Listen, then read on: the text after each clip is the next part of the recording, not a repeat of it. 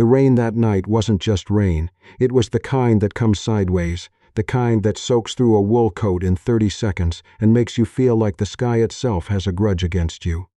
Theodore Marsh, Theo, to anyone who'd known him longer than 5 minutes, was sitting in the back of a town car on the 101, laptop open, half a glass of scotch balanced on his knee, when his driver Harold hit the brakes hard enough to slosh it. "Sorry, Mr. Marsh," woman on the shoulder. Theo looked up from his screen. Through the rain-blurred window he could see her, an old woman, maybe 75, maybe older, hunched under a cardboard box she was holding over her head like it was a cathedral, and she was the last person left who believed in anything. A rolling suitcase was tipped over at her feet, one wheel spinning in the wind. She wasn't walking anymore. She was just standing there. Harold was already easing past her. "Stop," Theo said. "Sir, we're already 20 minutes behind. The alderman dinner." "Stop the car, Harold." He was out before Harold fully pulled over. The rain hit him like a wall. By the time he reached her, maybe 15 feet, his collar was soaked through and his phone was fogged under his jacket. "Ma'am," he had to raise his voice over the wind. "Ma'am, are you all right?" She looked up at him. Her eyes were pale blue and completely steady, the way old people's eyes get when they've decided there's nothing left that can truly surprise them. She had a small face, soft creases around her mouth, and she was wearing a yellow raincoat that had once been good quality and was now mostly memory. "My taxi left," she said, like she was reporting a minor inconvenience. "I told him I needed to find my glasses in my bag, and he drove off." Theo looked up and down the empty highway shoulder. No lights in either direction except the spray of passing semis. "Where are you going?" "Clearwater Arms, on Delancey." She paused. "It's a senior living community. I moved in last month. I'm still learning the neighborhood." "I know where it is." He reached down and righted her suitcase. "Come on, I'll take you." She looked at him for a long moment. Not suspicious exactly. More like she was deciding whether the offer was real. "I don't want to be a bother," she said. "You're not." He took the suitcase handle. "I'm Theodore Marsh. I run a company about 4 miles from here. I'm not going to leave you on the side of the road in a rainstorm." She nodded once, like that settled it. "Lorraine Peck," she said. "I used to teach 4th grade." He helped her into the back seat. Harold handed a towel back through the partition without being asked. Theo made a mental note to give him a Christmas bonus above whatever HR had scheduled. Lorraine sat with her hands folded in her lap and looked out the window with an expression Theo couldn't quite name. Not sad exactly, something further down from sad, the way a country looks after a long war. "Are you traveling alone?" he asked. "I am now," she said then, after a beat. "My husband passed 8 months ago, 47 years. You'd think by now I'd know how to do things by myself, but apparently I don't." She said it with a small, dry laugh that was the most honest thing Theo had heard in months. Every conversation he had lately was managed. Quarterly projections, board presentations, carefully worded statements from communications directors. Nobody just said the plain, heavy truth of a thing. He thought about his own apartment on the 42nd floor, 3,000 square feet. A housekeeper who came Tuesdays. He hadn't eaten a meal there in 11 days. "I'm sorry," he said, and meant it in a way he hadn't meant anything in a while. "Don't be," Lorraine said. "He had a good life. We had a good life." She looked at him sidelong. "Are you married, Theodore?" "No." "Seeing anyone?" He paused. "My work schedule isn't." "Yes," she said, like she'd heard that before, like she'd graded that answer and given it a C-. He almost laughed. They rode in silence for a few minutes. The rain softened slightly. Harold took the Delancey exit. "Do you have family nearby?" Theo asked. The quiet that followed was different from the earlier quiet. "I have a son," Lorraine said finally. "Benjamin. He lives in Scottsdale." "That's not too far." "No," she said, "it's not." She didn't say anything else. She didn't need to. Theo understood that sometimes the distance between two people had nothing to do with miles. They pulled up to Clearwater Arms, a tidy 3-story building, warm lights in the lobby, an awning out front. A young attendant came out with an umbrella before Harold even fully stopped. Theo walked Lorraine to the door.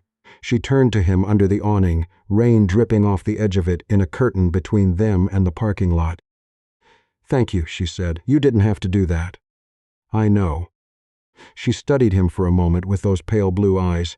You look like a man who's very good at his job, she said slowly, and not quite sure what else he is. He didn't answer. She nodded like the silence confirmed it. Good night, Theodore.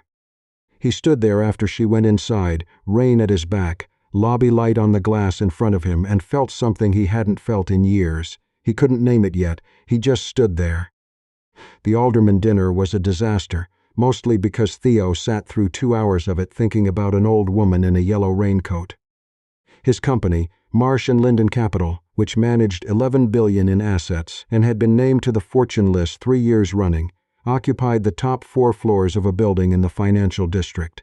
Theo had built it from a 3-person operation in a converted loft in Somerville. He was 41 years old and had not taken a vacation since 2019. He did not go back to Clearwater Arms. He told himself this twice before he caught himself telling himself, which meant he already knew he was going to. He went back on a Thursday 2 weeks later, with a box of pastries from the French bakery on Clarendon and no good explanation for why. The front desk called up to Lorraine's room. He waited in the lobby, feeling faintly ridiculous in his $3,000 suit holding a pink pastry box.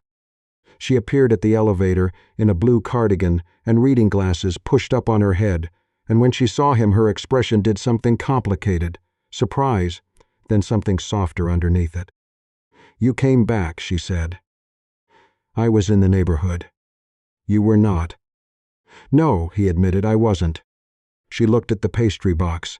Are those croissants? And a palmier. The woman at the bakery said the palmier was non-negotiable.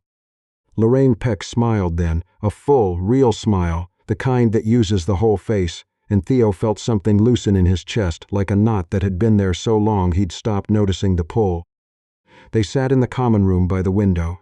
She told him about her husband Gerald, a high school football coach who had never stopped believing his team could win state, right up until they finally did, in 2003, the year he turned 56.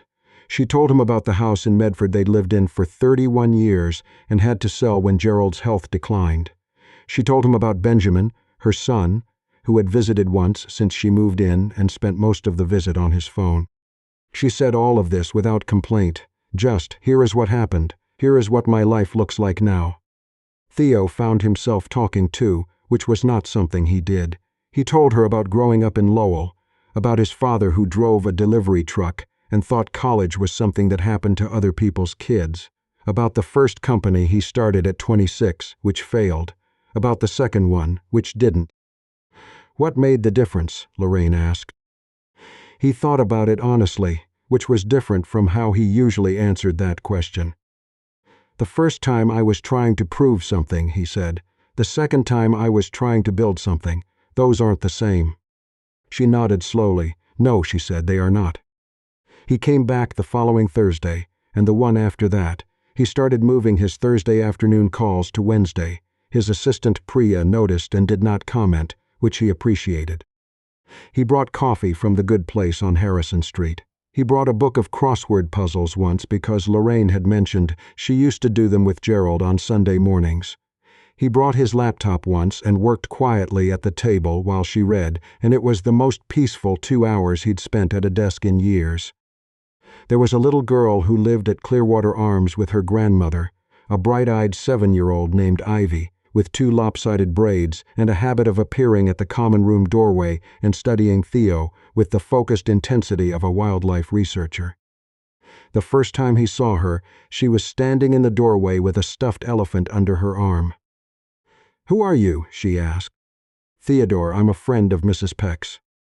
Ivy considered this. "Do you work here?" "No." "Then why are you here?" "Ivy," her grandmother called from the hallway, "don't interrogate the guests." Ivy did not look like she agreed with this policy. She pointed at Theo with one finger. "I'm going to find out," she said, and disappeared. Lorraine watched her go with fond exhaustion. "That's Ivy Castillo. Her mother is working 2 jobs in Worcester. She stays with her grandmother Dorothy on weekends. She's going to run something someday." "A country, probably," Theo said. "At minimum." The following Thursday, Ivy was in the common room again, this time with a spiral notebook and a serious expression. She sat down across from Theo without being invited.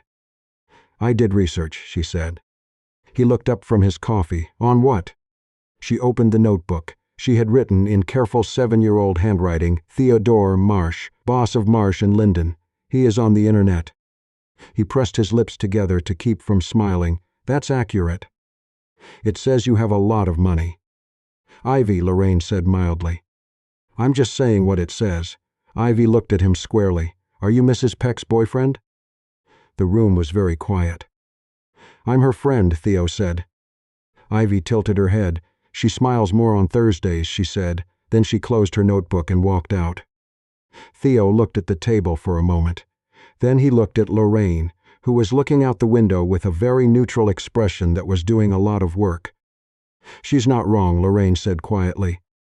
He didn't say anything, but something in him shifted, the way tectonic plates shift, slowly, under enormous pressure, until the whole landscape is different. It was a Wednesday in November when Priya knocked on his office door and said, "There's a man on the line. Says his name is Benjamin Peck. He says you know his mother." Theo set down his pen. Benjamin Peck was 48, a real estate attorney in Scottsdale. He had the careful voice of someone who had learned to manage conversations professionally. He explained that he'd been going through some of his mother's mail. He had power of attorney. He wanted Theo to know that, and he'd found a card Theo had left. "I just wanted to understand," Benjamin said, "what exactly your interest in my mother is." The question had a particular shape to it, protective maybe, or something less generous than that. "She needed a ride in a rainstorm," Theo said. "I gave her one. We became friends." Silence. "She's 77 years old," Benjamin said. "I'm aware. I don't know what you think you're." "She does crossword puzzles on Sunday mornings," Theo said. "She takes her coffee with 1 sugar and a little cream. She taught 4th grade for 22 years, and she still grades papers in her head. She told me she can't help it. She misses your father every single day, and she has never once made me feel bad for not having problems as serious as hers." He paused. "I think she's one of the most remarkable people I've ever met. I'm not sure what you're asking me to clarify, but that's what I can tell you." The silence on the line was different now. "She doesn't talk about friends much," Benjamin said finally. "She said she has a friend who visits Thursdays, but He stopped. "She seemed better when I called last. Less, I don't know. Less like she was just waiting." The words landed hard. "I'll be honest with you," Theo said. "I think she's lonely in a way that's got nothing to do with the building she lives in." Benjamin was quiet for a long moment. "I'm coming for Thanksgiving," he said. "I wasn't going to, I had." He stopped. "I'm coming." "Good," Theo said. After he hung up, he sat at his desk for a while, not doing anything. The city outside was gray and cold and made no particular demands on him. He thought about what Lorraine had said the night he drove her home. "You look like a man who's very good at his job, and not quite sure what else he is." He was beginning to think she'd been right, and he was beginning to think that for the first time in a long time, he was getting sure about something else. Thanksgiving was a Thursday. Theo hadn't been invited. He knew that. He had redirected his standing Thursday visit to Friday in his head, had made peace with it, had planned to spend the holiday at his apartment with a meal his housekeeper had prepped, and the kind of silence that used to feel like peace and now just felt like the absence of noise. He was in his apartment at 11 in the morning when his phone buzzed. "Come for dessert if you want. Dorothy's making pie. Bea will be here. Lorraine." He stood in his kitchen in a sweater and sweatpants, looking at his phone for about 30 seconds. Then he went to get dressed. The common room at Clearwater Arms was decorated with paper turkeys that Ivy had clearly made. You could tell because they all had slightly alarming expressions, as though the turkeys were aware of the situation and had feelings about it. Lorraine was at a table with a man who was clearly Benjamin, same pale blue eyes, same set to the jaw, and Dorothy from down the hall, and Ivy, who was wearing a pilgrim hat made of construction paper and looked completely unbothered by this. When Theo came in, Lorraine looked up. Her face did the complicated thing again. Then she smiled. "You came," she said. "You invited me. I wasn't sure you'd read it in time." "It's 11:15, he said. "It's a big apartment," she said mildly. Benjamin Peck stood up and extended a hand. He was a big man, serious face, but his grip was genuine. "Mr. Marsh," he said, "I'm Benjamin." "Theo," he said, "just Theo." Benjamin looked at him for a moment, assessing but not unfriendly. "She talks about you," he said. "She's pretty terrible at describing people, but she mentioned you were tall." "That's the main thing," Theo agreed. Something shifted in Benjamin's face, not quite a smile, but the territory just before one. Ivy appeared at Theo's elbow. "You came on the wrong Thursday," she said. "Your grandmother said it was okay." Ivy considered this. Then she held out a construction paper pilgrim hat.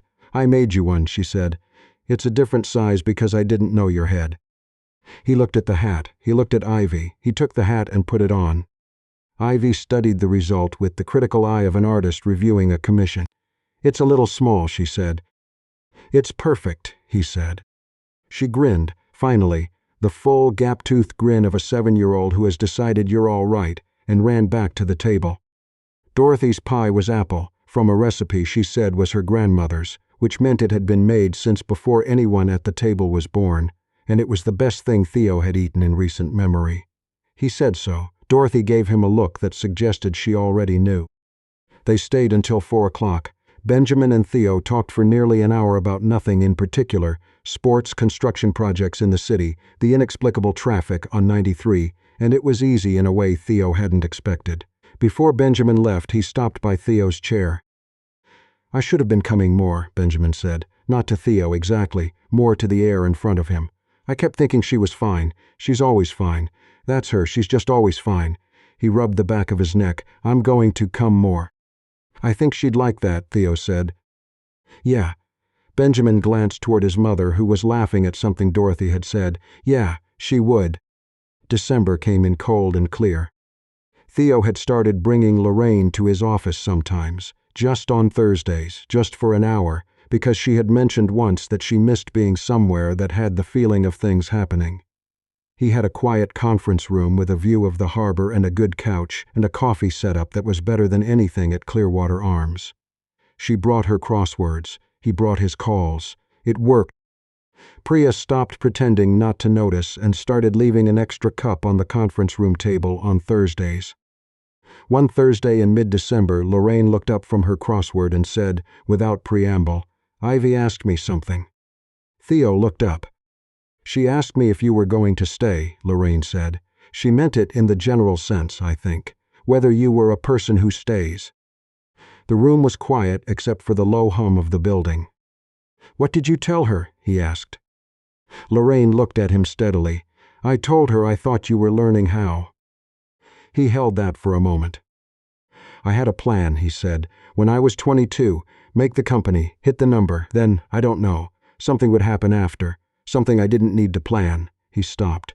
"I hit the number at 34 and nothing happened. I just hit a bigger number." "Gerald used to say the scoreboard isn't the game," Lorraine said. "He sounds like he was a smart man." "He was a stubborn man who was occasionally right, which is almost the same thing." She looked at him over her reading glasses. "Are you going to keep coming on Thursdays?" "Yes." "Even when I'm annoying?" "You've never been annoying." "I haven't been trying yet," she said. "Gerald said I had a 5 grace period before the real personality came out." He laughed, a real laugh, the kind that comes up from somewhere unexpected. He couldn't remember the last time he'd laughed like that. Lorraine smiled and looked back at her crossword. 7 letters, she said. One who looks after another. Starts with K. He thought about it. "Keeper," he said. She looked at the grid. "Keeper," she said quietly, and wrote it in. It was the week before Christmas when Ivy gave him the drawing. She had made it at her grandmother Dorothy's apartment. You could tell because it was on the back of a grocery list, which somehow made it better. 2 figures, both tall in Ivy's particular style, which was to say roughly the size and shape of road signs. One had yellow hair, meant to be Lorraine. The other had dark hair and wore what was probably supposed to be a suit, but looked more like a very formal rectangle. In between them, small and round, and holding both their hands, was a figure with 2 lopsided braids. Under it, in Ivy's careful 7-year-old handwriting, a family. She misspelled it. Theo stared at it for a long time. "That's us," Ivy said, pointing unnecessarily at the drawing. And that's me in the middle, because I'm the one who figured out you were friends." "You did figure that out," he said. "I did research," she said with enormous dignity. He folded the drawing and put it in the inside pocket of his jacket, close to the part of the chest where people used to believe the heart was, before anyone knew better, and maybe still do. Christmas morning, Theo Marsh woke up in an apartment that had 3,000 square feet and one person in it, and for the first time in years, did not feel the particular weight of that fact as a verdict. He was expected at Clearwater Arms at noon. Benjamin was flying in. He'd called twice in December, and Theo had heard in his voice the slow work of someone trying to do better. Dorothy was making her grandmother's pie again. Ivy was, according to a text from Lorraine the night before, already up and extremely opinionated about the day. He showered, put on the closest thing he owned to a casual sweater, and spent 20 minutes in the car, on the way overthinking about what Lorraine had said the night he drove her home in the rain. "You look like a man who's very good at his job and not quite sure what else he is." He thought he knew now, or he was starting to. Not a finished answer, more like the first few lines of one, written carefully, by hand, on the back of something you found in your pocket and decided to keep. He walked into Clearwater Arms, and the lobby smelled like pine and coffee and something baking, and Ivy came running from somewhere at a speed that probably violated the building's policies, pilgrim hat replaced with a Santa hat 2 sizes too large, and crashed into him at approximately knee level. "You're late," she said into his coat. "I'm 7 minutes early." "I've been waiting since yesterday," she said. He looked down at her, this small, serious, impossible person who had done her research and drawn her conclusions and put them on the back of a grocery list like they were obvious. He put his hand on top of the enormous Santa hat. "I'm here now," he said. Lorraine was coming down the hall in her blue cardigan, coffee in hand, smile already in place. The real one, the one that used the whole face. And behind her he could hear Benjamin's voice and Dorothy's laugh, and the sound of a family that was strange and assembled, and not what anyone would have planned. Least of all the 41-year-old CEO who had pulled over on a rainy highway because a woman in a yellow coat was standing in the dark. But some things don't need to be planned. Some things just need someone stubborn enough to stop the car. I keep thinking about what Lorraine said that first night, standing under that awning while the rain came down behind her. She looked at Theodore, this man who ran an $11 billion company, who had every reason to keep the car moving, and she said, quietly, like she was just noting the weather, "You look like a man who's very good at his job, and not quite sure what else he is." That landed somewhere in me I didn't expect. Because I think most of us know someone like Theodore. Maybe we've been Theodore. You build the thing, you hit the number, you show up to every meeting prepared and leave every dinner professionally, and then one day you're sitting in a quiet apartment that costs more than most people's annual salary, and it's just quiet, and you realize the silence isn't peaceful. It's just empty. What changed everything for him wasn't a big decision. It wasn't a strategy or a pivot. It was pulling over. That's it. He saw a woman in a yellow raincoat standing alone in the dark, and he told his driver to stop. One small, inconvenient, completely unnecessary act of decency, and it unraveled the next 6 months of his life in the best possible way. That's how I understand cause and effect now. Not the dramatic kind, not lightning bolt moments, the quiet kind. You do the right thing when it costs you something, when it means being late, being wet, being uncomfortable, and something downstream shifts. You don't always see it right away. Theodore didn't. He just went home that night and sat with the feeling. But the feeling didn't leave. What I admire most about him isn't the success. It's that he was still paying attention. That takes something most people call character. The ability to notice when something matters, even when your schedule says it shouldn't. It takes a kind of inner compass that doesn't stop working just because life got comfortable. Lorraine had it too, in a different way. 77 years old, husband gone, son distant, living in a new building where no one knew her name, and she still showed up to every conversation with her full self, still curious, still honest, still willing to grade your answers C- if you deserved it. And then there's Ivy. 7 years old with a spiral notebook and a research project on a man she'd never met, because she decided he mattered and she wanted to understand why. That's not something you teach in school. That's something that comes from somewhere deeper. a stubborn refusal to take the world at surface value. Between the three of them, they taught Theodore something that no board meeting ever had, that the life you build with your hands is never quite as important as the life you build with your attention, that the people who stay with you, really stay, aren't the ones impressed by the floor your office is on. They're the ones who notice that you smile differently on Thursdays. I think about Ivy's drawing a lot. Two tall figures and one small one in the middle, holding both their hands. A family, misspelled on the back of a grocery list, folded into the pocket closest to where the heart is. Some things don't need to be perfect to be exactly right.